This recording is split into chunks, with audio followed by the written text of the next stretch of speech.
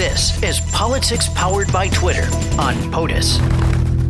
Well, really, this was the result of 7 months of effort between us and our three partners, the social analytics firm Topsy and two polling firms, the Mellman Group and North Star Opinion Research.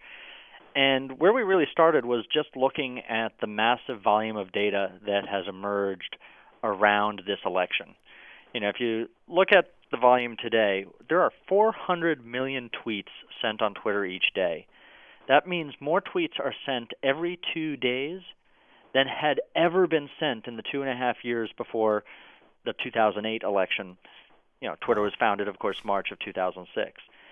And so what this has given us for the first time is a measurable look into conversations that used to be just in coffee shops and the water cooler and are now happening in a public space. So we went and dug into it to see what we could draw from that to get a better picture of the electorate as it stands today. And so that's what we launched, a daily measure of Twitter users' attitudes towards the candidates as expressed through their tweets. Well, that's great. We have a couple questions just about the inner workings of this thing that, I think would really benefit our audience. One of which, and Lee will kind of get into the scale thing in a second. My question, because I'm a sarcastic jerk, I think the nuance and sarcasm is really what makes Twitter one of the best platforms in the history of conversation. How do you measure for sarcasm and nuance? Well, actually, Topsy has developed a pretty advanced algorithm to suss out those things. And you're right, it's not as easy as a traditional poll where you can be asking a yes-no question and you have an easy binary answer. And so through sarcasm and everything else, you do have a bit of a gray area around that dividing line.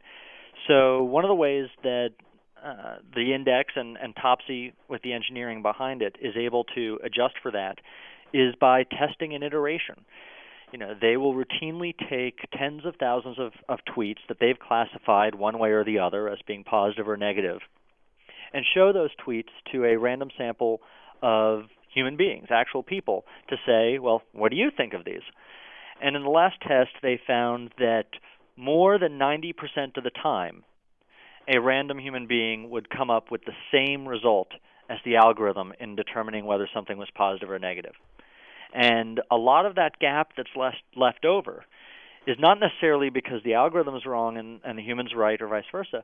It's actually because humans can't agree. If you were to show that same tweet to somebody else, they'd give you a different answer than the first human, so you really don't know what is right or wrong at that point. This is POTUS. POTUS. Politics of the United States for the people of the United States. SiriusXM 124.